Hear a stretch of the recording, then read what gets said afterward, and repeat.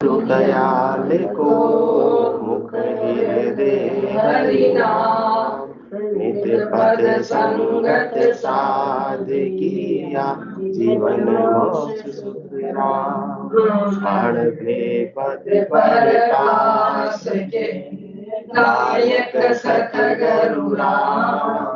अनंत coat जन साय की, दान करु परिणाम। सतगुरु कोई को सब, मन कोई ले मान। तू सहज होते संत दास, मुश्किल सो आसान। सब धरती कागज करूं, सब वन कलम कटाई। सतगुरु गुण लिखा न जाए।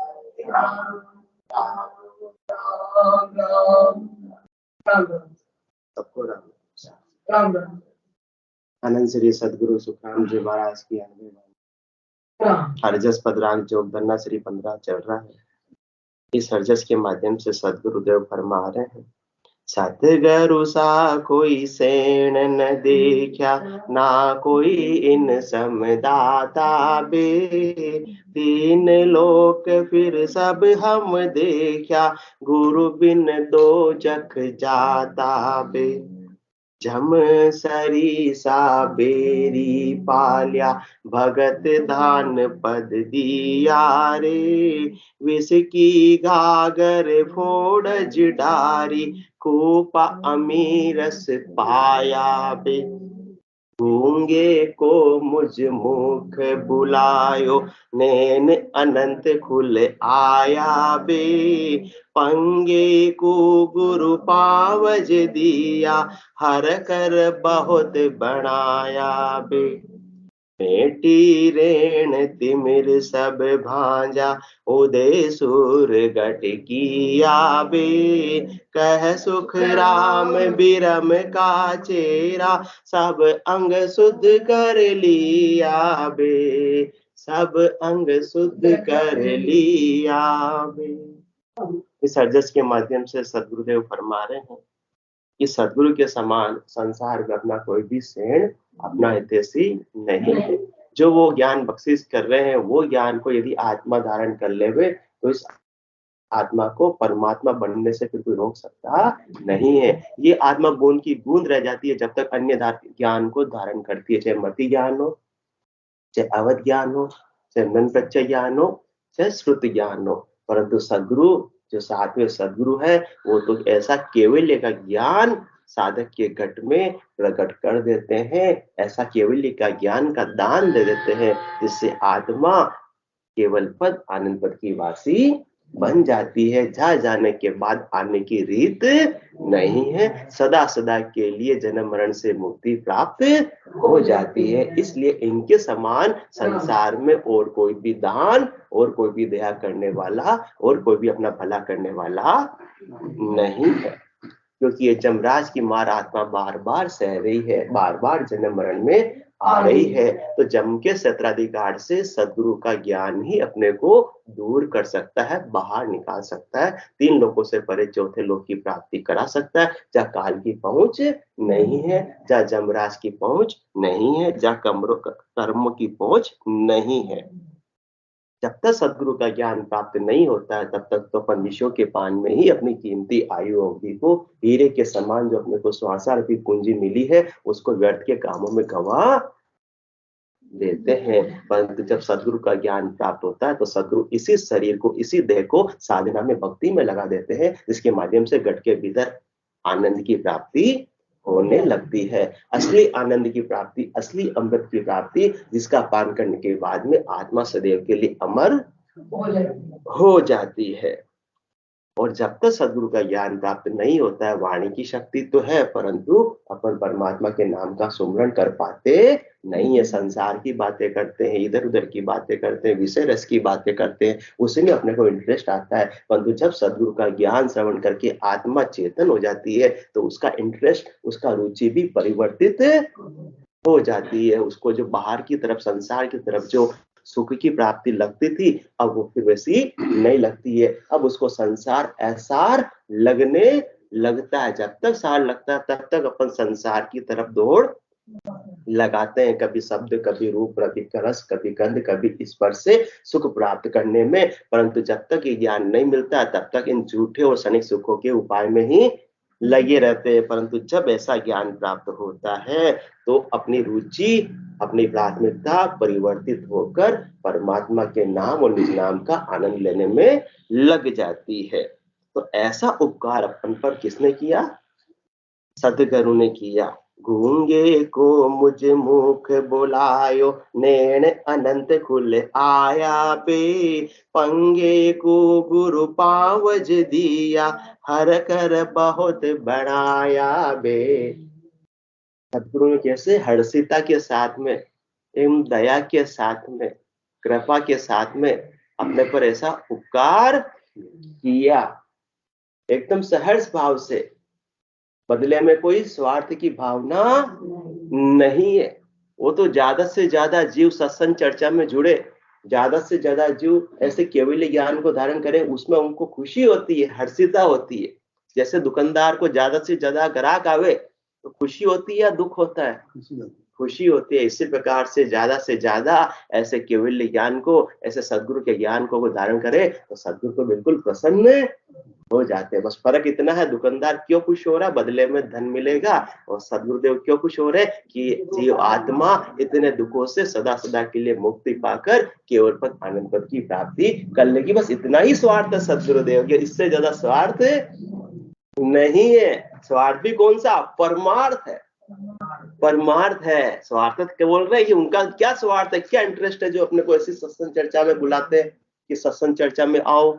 हाँ चाणक्य साहब, सत्संग चर्चा में आओ। फिर चाणक्य साहब ने बोला क्या रोज आना पड़ेगा? नहीं, रोज आने की आवश्यकता नहीं, एक दो बार आ जाओ, फिर जमे तो आ जाना। यही बीती ना चाणक्य साहब, यही बीती। और फिर तो चाणक्य साहब पांव लग गए गुंगे, है ना, किसके? पंगु के। तो पांव मिल गए तो दौड़ दौड़ कर, क्योंकि अगम देश की अणबे ऐसी, सुनता ही सुख आवे, गरजे शब्द सुधारस बरसे, भरम करम सब ढावे। ऐसे भरम करम का जब नाश हो जाता है तो आत्मा को मालूम पड़ता है कि शाश्वत आनंद तो मुझे सदगुरु के ज्ञान से, निज नाम से ही प्राप्त हो सकता है। बाकी अब तक जो मैं उपाय कर रहा था, क्षणिक सुखों का ही उपाय कर रहा था, और सुख को दुख में परिवर्तित होते समय लगता नहीं है। सुख जहाँ दुख, दिवस जहाँ रजनी, जहाँ जन्म जहाँ मरना, ज्ञान विचार बुरा का देखो, काल फास क्यों पढ़ना, तो हर कर बहुत बनाया बे। इस प्रकार से सदगुरुदेव ने अपने पर कितनी की भारी कृपा की, असीम कृपा की, जिसका मुखार बिन से वर्णन हो सकता नहीं है। सतगुरु सतान बरनी जाए, सो मन धान बानगी माए। सदगुरु ने ऐसा अपने को साधना का भेद दिया, विधि दी, रहस्य दिया, तरीका दिया, और जिससे कि सदगुरु की सत्ता, निज नाम अपने घट के भीतर जागृत हो गया। तो उन्होंने ऐसा शक्तिपात किया जिसका वर्णन, जिसकी महिमा का वर्णन साधक कर सकता नहीं है। सतगुरु सता न वर्णी जाई, सो मन धान बानगी माई। सो मन धान पड़ा कोठे के अंदर, भंडारण गृह के अंदर, गोडाउन के अंदर, तो क्या सोमन धान को, हर एक बोरी को देखना संभव होगा? बस एक परखी लगाई, नमूना देखा, तो मालूम पड़ गया कि सारा धान ऐसा ही है। तो ये सदगुरुदेव फरमा रहे, हर कर बहुत बनाया वे। उन्होंने तो बिल्कुल सहज सहज में, हर्षिता के साथ में इतनी मेरे पे कृपा की जिसका मैं वर्णन नहीं कर सकता। मैं तो केवल क्या बता रहा हूँ? नमूना बता रहा हूँ, सैंपल बता रहा हूँ, वानगी बता रहा हूँ। बाकी सदगुरु की महिमा तो अपार है। सब धरती कागज करो, सब वन कलम कटाए, सात समुद्र शाही करो, सतगुरु गुण लिखा न जाए।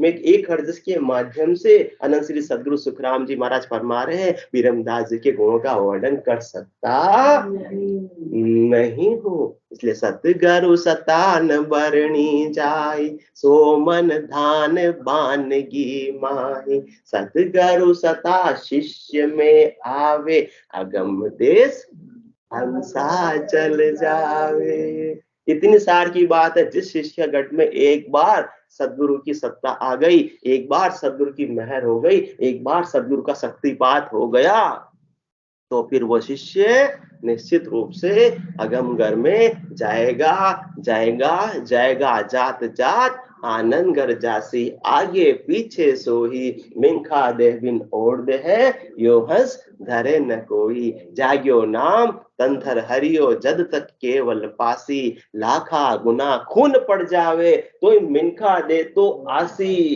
कोई अपनी कमी रही, अपनी कसर रही, तो भी सांत्वना पुरस्कार तो मिलेगा ही मिलेगा, अपने को नर शरीर वापस मिलेगा। और जहां तक की भक्ति छुटी अधूरी, वहां तक की स्टेज है, उससे आगे फिर वो आत्मा आगे बढ़ेगी। और नर शरीर क्यों मिलेगा? क्योंकि भक्ति करने का अधिकार केवल नर शरीर को ही प्राप्त है। तो सतगुरुदेव ने ऐसा शक्तिपात करके, ऐसी सत्ता बख्शिश करके, ऐसा केवल्य का ज्ञान बख्शिश करके, ऐसी सदगुरु विधि बख्शिश करके मेरे पर जो उपकार किया है, उसका मैं मुखार बिन से वर्णन करना चाहूं तो कर सकता नहीं हूं। कितनी ही किताबें पढ़ जाए, किताबें तो छोड़ो, 7 समुद्र स्याही करो, सतगुरु गुण लिखा न जाए। फिर समंदर के पानी की मैं क्या बना दूं? स्याही बना दूं। हाँ, सब धरती कागज करो, सारी धरती वो कागज बना दूं, और उस पर लिखो किस कलम से? सब वन कलम कटाए। सारे वनों की लकड़ी की मैं क्या बना दूं? कलम बना दूं। और सारे 7 समुद्र की स्याही बना दूं, तो भी लिखते लिखते थक जाऊंगा, परंतु उनके गुणों का, उनकी महिमा का वर्णन, जो उपकार उन्होंने किया, उसका उपकार का वर्णन शब्दों में संभव ही नहीं है। भाव क्या है? शब्दों में संभव नहीं है। बाकी संसार की सारी वस्तुओं को अपन आकलन करके बता सकते हैं, परंतु चौथे लोक की प्राप्ति की बात को शब्दों में वर्णन करके बता सकते नहीं। वो उस उपकार को, सदगुरु को, इसलिए सतगुरु सा कोई सेण न देखा, ना कोई इन समदाता बे, 3 लोक फिर हम सब देखा, गुरु बिन दो जग चाहता बे। जो नरकों से मुक्ति दिला दे, ऐसे सदगुरु के उपकार का कोई वर्णन कर सकता है? उनकी महिमा क्या लिखने से पूरी हो सकती है? कभी भी संभव नहीं। इसलिए सदगुरु सता न बढ़ने जाई, सो मन धान बानगी माही। सदगुरु सता शिष्य में आवे, अगम देश हंसा चल जावे।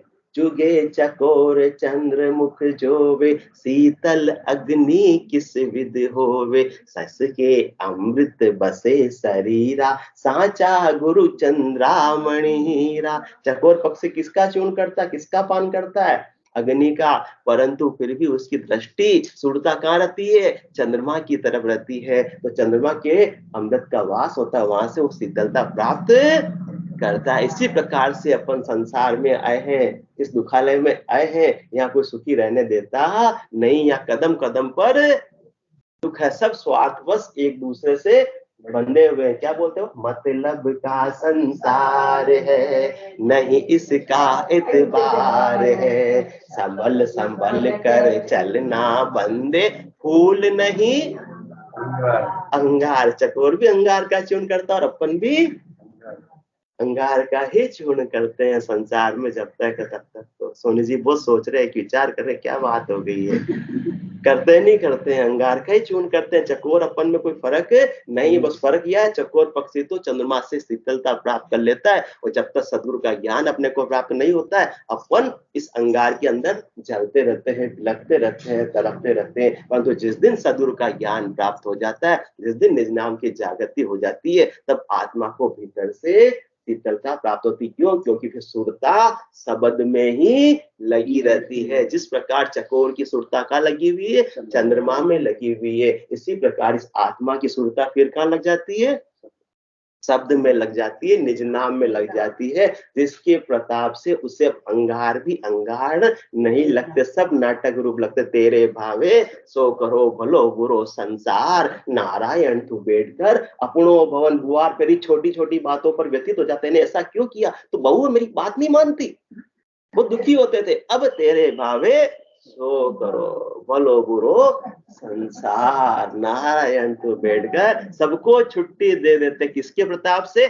सतगुरु सा कोई सेण न दे क्या। अब इनकी महिमा का वर्णन कर सकते हैं क्या? सास बहू के झगड़े भी मिटा देते हैं। आज सोनी जी को बीच में लाए अपन तो रोज रोज माता जी को लाते हैं। हाँ, तो फिर सदगुरुदेव क्या फरमाते हैं, और थोड़ा सा अपन विस्तार से वर्णन करें इसका। तो चुगे चकोर चंद्र मुख जोवे, शीतल अग्नि किसी विद होवे, सस के अमृत बसे शरीरा, साचा गुरु चंद्रामणि हीरा। है ना, सतगुरु सा कोई सेण न देखा, ना कोई इंसम दाता। क्यों? क्योंकि सतगुरु किसके समान है? चंद्रमणि हीरे के समान है। चंद्रमणि हीरा क्या करता है?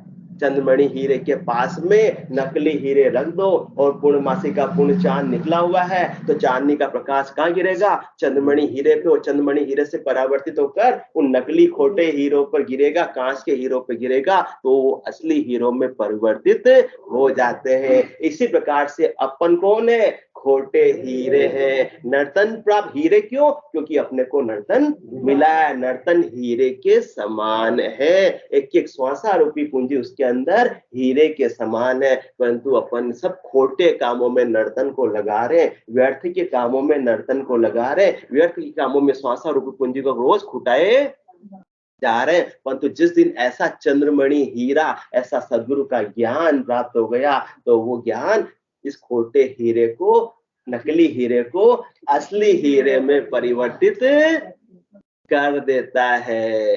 कैसे असली हीरे में? नर्तन का वास्तविक उपयोग उस दिन आत्मा जान जाती है कि मुझे परमात्मा का नाम और निज नाम का आनंद लेने के लिए नर्तन मिला है, मुझे परमात्मा पद प्राप्त करने के लिए नर्तन मिला है। घर की गांगरत गयो जमारो, उदम आपदा माही, मुंह से ठगे भरे एक ओदर, पशु संज्ञा आप आई। अब तक तो मैं इस प्रकार से खोटा हीरा थी, अब असली हीरा सदगुरु के प्रताप से बन गई, तो नर संज्ञा ज्ञान ध्यान गुण साध समागम सिमरन कथा विलासा, जागे जिते राम ही सुमरे, सूता हुई अभ्यासा।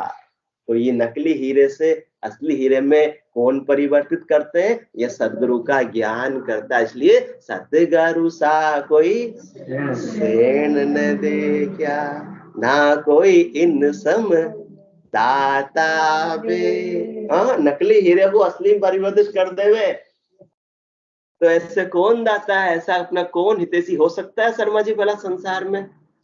कोई भी हो सकता नहीं है। और क्या मेहर करते हैं? आप अमोलक और बनावे, दीपक राग दीप जग जावे, यूं सिस कोई करणी काहि ना, आप समान करे परवीणा। सदगुरुदेव तो स्वयं अमोलक है, स्वयं ऐसे राम नाम की अमोलक कमाई कर रहे हैं, राम नाम की अमोलक पूंजी का आनंद ले रहे हैं, परंतु ऐसा अपने को भी बना देते कि मैं भी उस देश का आनंद ले रहा हूं, तो तुम भी उस देश का आनंद ले लो। आप अमोलक और बनावे, दीपक राग दीप जग जावे।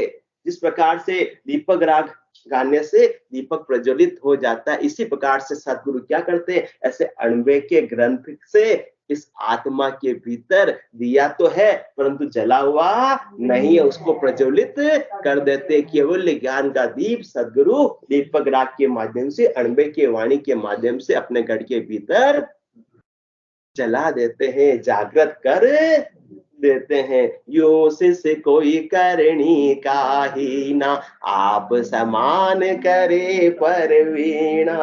अपन तो करने के ही नहीं है, कौन सी करनी कर रहे थे? अभी बात हुई घर की घांगरत गयो जमारो, उदम आपदा माई, यही तक अब तक काम कर रहे थे, परंतु आप समान करे परवीणा। सदगुरुदेव तो प्रवीण किसमें? ऐसी राम नाम की कमाई करने में, राम नाम का आनंद लेने में। तो अपने को भी ऐसी परवीण, ऐसी अच्छी कमाई करने के लिए अपने को लगा देते हैं। इसलिए सतगुरु सा कोई सेण न देखा, ना कोई इन समदाता वे। संसार में कोई चांडे साहब कमाई कर रहा हो तो अपने को बताता है क्या रहस्य की बात? वो चाहता है कि मेरे कोई भी कंपटीटर पैदा नहीं होना चाहिए, जितनी गुप्त कमाई हो जावे उतनी अच्छी। छिपाते हैं नहीं छिपाते, अपने को अच्छी क्वालिटी मिल जाती है तो अपन दूसरों को बताने की कोशिश नहीं करते। कोशिश क्या करते हैं, जितना देर से लोगों को मालूम पड़े तब तक मैं कमा लूं। परंतु सदगुरुदेव उल्टा करते हैं। इसलिए सतगुरु सा कोई सेण न देखिया, बिल्कुल सदगुरु की उल्टी रीत है, जगत की उल्टी रीत है। और अपन संसार वालों को सेण समझते हैं। सेण है या नहीं ये तो अपन स्वयं मूल्यांकन कर ले हुए। यूं सिस कोई करनी काहे ना, आप समान करे परवीना। दिन दिन जारी सफल कमाई, जे संगत सतगुरु की पाई। उड़ उड़ भुजंग चंदन बन जावे, यूं सिस तन की तपत बुझावे। दिन दिन जारी सफल कमाए। जिन्होंने ऐसे सदगुरु के ज्ञान को धारण करके सदगुरु विधि से साधना कर ली, उसकी तो नरदेह की कमाई सफल हो गई। क्योंकि बिना इसके तो अपन संसार की कमाई कर रहे थे, वो अपने साथ जाने वाली नहीं थी, वो झूठी थी, एक पल के अंदर वीरानी हो जाने वाली थी। परंतु सदगुरु के ज्ञान के द्वारा जो परमात्मा के नाम की जो कमाई की, वो आत्मा के साथ ही रहने वाली है, जाने वाली है, वो ही अपने को निज घर की प्राप्ति कराने वाली है। उड़ उड़ भुजंग चंदन बन जावे, यूं सिस तन की तपत बुझावे। नाग होते हैं, सर्प होते हैं, है ना, जब उनकी आयु अवधि बहुत होती है तो जैसे जैसे आयु अवधि बढ़ती है और उनके विष की ज्वाला, उसमें क्या होता है, विष होता है, तो विष की ज्वाला बढ़ने लगती है तो वो उसी को ही व्यथित करने लगती है, जलाने लगती है। सर्प अपने विष की ज्वाला में स्वयं जलने लगता है। तो इतनी उससे गर्मी लगती है विष की, तो फिर वो क्या करता है, और फिर उस समय लास्ट में उसके क्या निकल आते हैं, पंख निकल आते हैं। तो उड़ उड़ भुजंग चंदन बन जावे, यूं सिस तन की तपत बुझावे।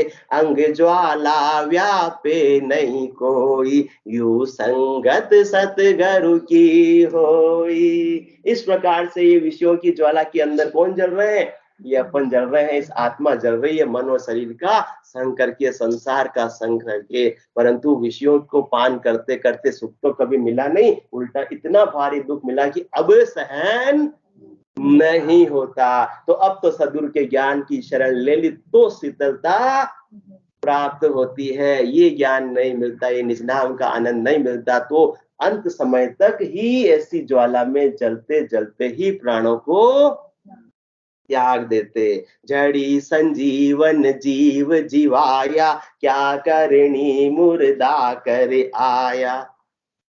संजीवनी जड़ी का पराक्रम देखो, मुर्दा पड़ा हुआ है और उसके मुंह में उड़ती हुई संजीवनी जड़ी आ गई तो वो जीवित हो जाता है। इसी प्रकार से शरीर तो जीवित था परंतु आत्मा मरी हुई थी, उसे अपने उद्देश्य का भान ही नहीं था। जैसे जैसे मन चाह रहा था वैसे वैसे शरीर कर्म कर रहा था, परंतु सदगुरुदेव ने ऐसे राम नाम की सुमरन की विधि की संजीवनी जड़ी मुखार बिंद के अंदर डाल दी। उसमें अपनी करनी क्या, मुर्दा तो पड़ा हुआ था, इसी प्रकार अपन भी पड़े हुए थे, आत्मा भी पड़ी हुई थी, परंतु सदगुरुदेव ने ऐसी संजीवनी जड़ी कौन सी, सदगुरु विधि की अपने मुखार बिंद के अंदर ऐसी एक बार डाल दी कि आत्मा उठकर जग गई, चेतन हो गई। अब राम नाम का सुमरण छोड़ते नहीं। मरे हुए को जिला देवे ऐसा कोई उपकारी है नहीं है, तो ये आत्मा बार बार जन्म मरण में आ रही है, तो ऐसी संजीवनी जड़ी इसको प्रदान कर दी कि हमेशा हमेशा के लिए इसका मरण होना ही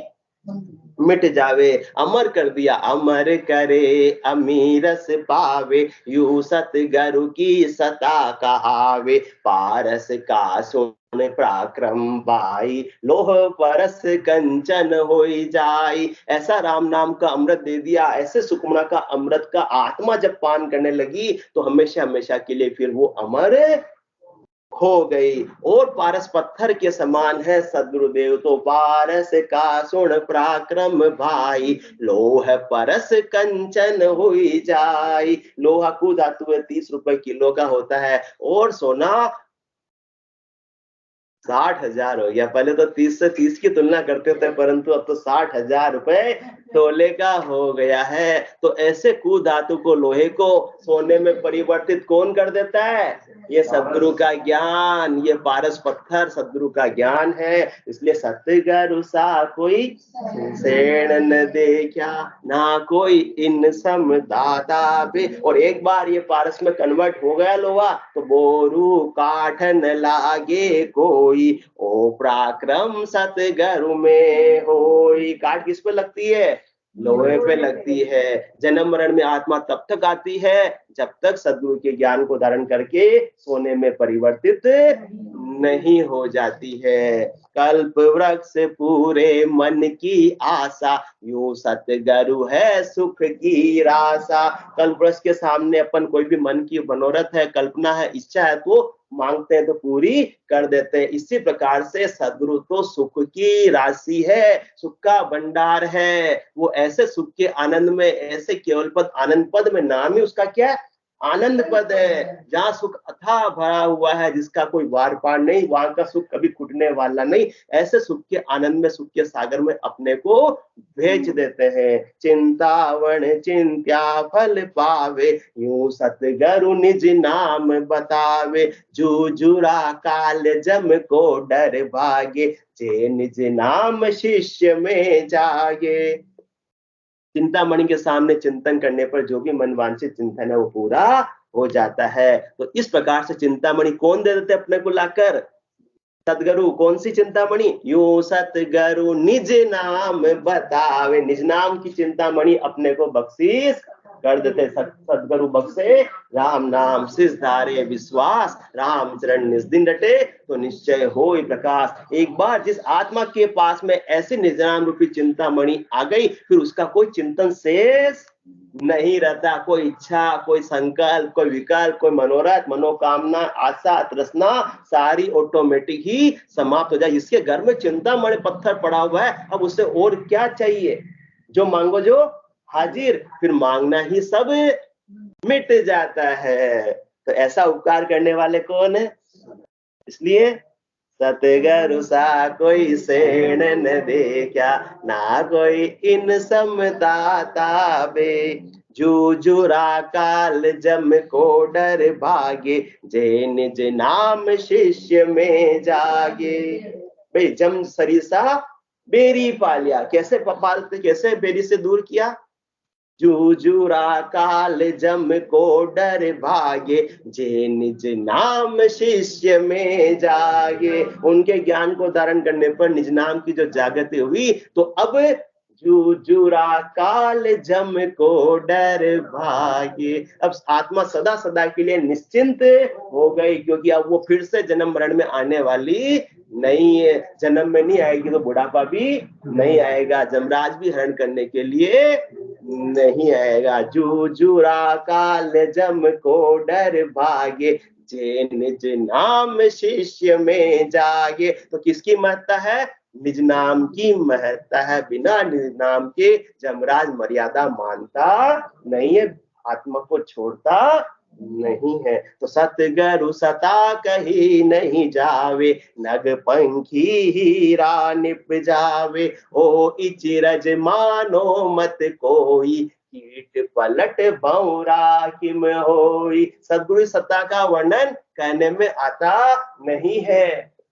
और यो इचरज मानो मत कोई, कीट पलट भौरा किम होई। सदगुरु की सत्ता में इतना पराक्रम है, जैसे कोई गंदी नाली का कीट होता है, लट होती है, उसको भौरा डंक मारकर उठाकर अपने घर में ले आता है। मिट्टी का घर जो दीवारों को बनाता है ना, उसमें ले आता है और उसे 4-5 दिन तक बबर गुंजार सुनाता है। तो उस कीट के, उस लटके भी पंख निकल आते हैं, वो भौरे में परिवर्तित हो जाती है। फिर पंख निकलने के बाद फिर वापस जहां से आई है गंदी नाली में, वहां गंदगी का पान करने के लिए फिर वो भौरा जाता नहीं। वो कहाँ जाता है? उद्यान के अंदर जाता है, पुष्पों के ऊपर जाता है और मधुरस का पान करता है। इसी प्रकार से जब तक सद्गुरु का ज्ञान नहीं मिला, कभी शब्द में, कभी रूप में, कभी रस में, कभी गंध में, कभी स्पर्श की गंदगी के अंदर ही अपन बार बार जा रहे थे। कभी सिनेमा देखने 3-3 घंटे का समय मिल जाता था, परंतु अब आज सब अपन किसके लिए उठते हुए?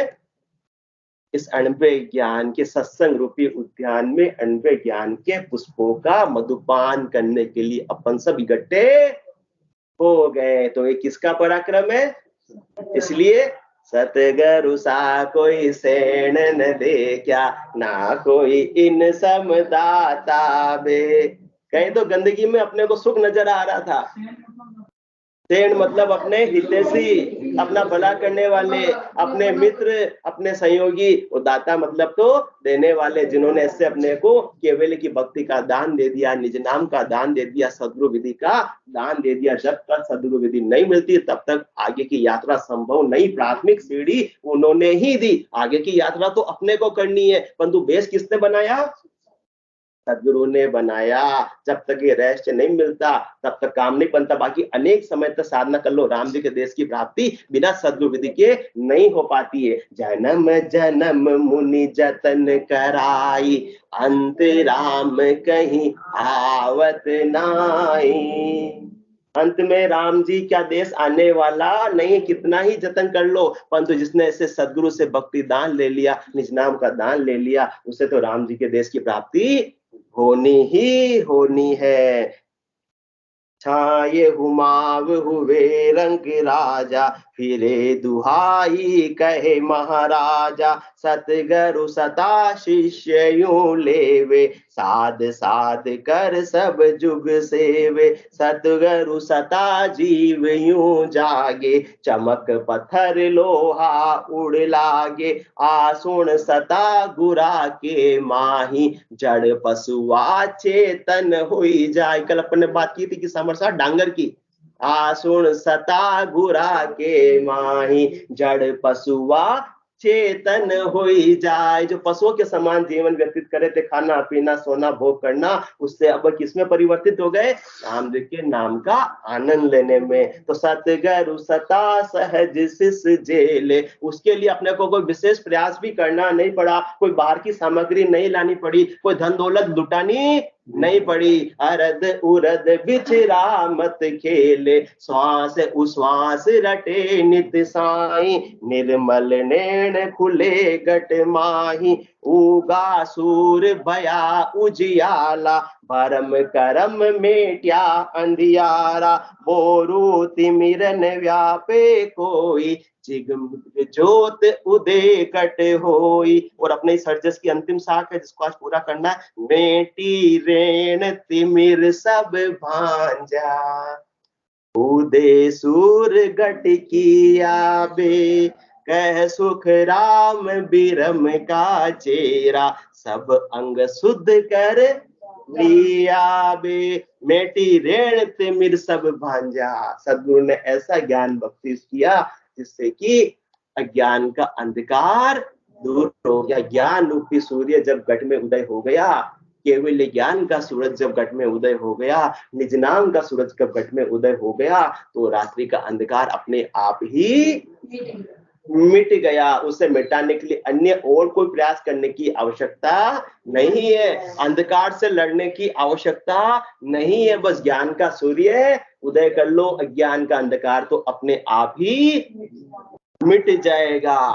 और जब तक ये ज्ञान रूपी सूर्य उदय नहीं होता, निज नाम रूपी सूर्य उदय नहीं होता, तब तक तो अज्ञान के वश अपन जीव डोलते रहते, अपने प्राणों को व्यर्थ के कामों में लगाते रहते। ममता तरुण तमी अंधियारी, राग द्वेष उलुक सुखकारी। तब लगी बसत जीव मन माही, जब लगी प्रभु प्रताप रवि नाई। प्रभु प्रताप का सूर्य जब तक उदय नहीं होता है तब तक अज्ञान का अंधेरा घट के भीतर छाया रहता है। किसी से राग करते हैं और किसी से द्वेष करते हैं, और दोनों में ही इस आत्मा के कर्म बंधन बंधते जाते हैं। परंतु जैसे सदगुरु का ज्ञान प्राप्त हुआ तो वैसे ही अज्ञान का अंधेरा मिट जाता है। भरम उदा मेटी रेण तिमिर सब बांझा, उदय सूर कट किया बे। सूर्य जब उदय हो गया तो उगा सूर्य भया उजियाला। भरम करम मेट्या अंधियारा। कौन से भरम थे?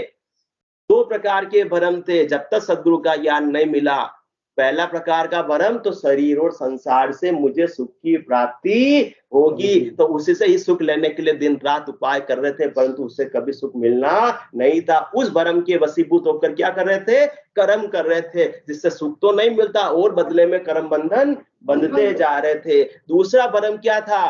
दूसरा भ्रम क्या था कि गृहस्थ आश्रम के अंदर भजन कर कर परमात्मा पद की प्राप्ति नहीं हो सकती है। परमात्मा पद की प्राप्ति लिए तो त्याग करना पड़ेगा। किसका? घर का त्याग करना पड़ेगा, पुत्र पुत्रियों का त्याग करना पड़ेगा, पत्नी का त्याग करना पड़ेगा, धंधे का त्याग करना पड़ेगा, वस्त्रों का त्याग करना पड़ेगा, वन में जाना पड़ेगा। ये भ्रम, दोनों ही भ्रम सद्गुरु का ज्ञान ऐसा प्राप्त हुआ कि आप घर पे बैठ कर ही अपना काम कर सकते हो। पेट का काम भी होता रहेगा, पेट का काम भी होता रहेगा। ये लोग भी संवर जाएगा, परलोक भी संवर जाएगा। तो बोरू तिमिरन या पे कोई, फिर एक बार जिसने ज्ञान को धारण कर लिया, वापस से फिर भ्रमों के अंदर पड़ता नहीं। भ्रम कर्म दोना शून्यारा, शुभ अशुभ दोना शून्यारा, पाप पुण्य दोना शून्यारा, जा सुरहो लिवलाई, कह सुख राम राम बिन जग में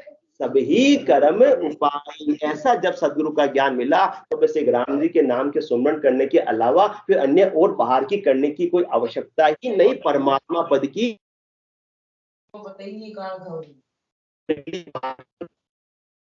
आवश्यकता ही नहीं।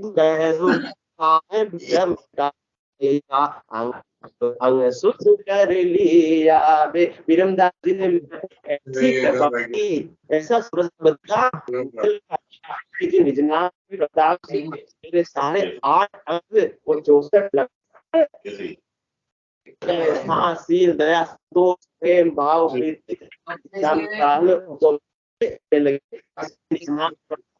अंकित लगती है। सब समर्पण के गुण अपने आप ही लगते हैं, उनके लिए वो विशेष हार के करने की आवश्यकता नहीं, बलपूर्वक दमन करने की आवश्यकता नहीं होती है। गुरु वीरम कृपा कर दी सुखराम के मैं ही रहो पछताए समय चेतु बनो गुरु वीरम दी बार सिरजनहार दीजो सदा माने सतगुरु जीरो दीदार। बोलो राम सतगुरुदेव जी महाराज ने परम दयाल सतगुरु जी महाराज ने राम जी महाराज के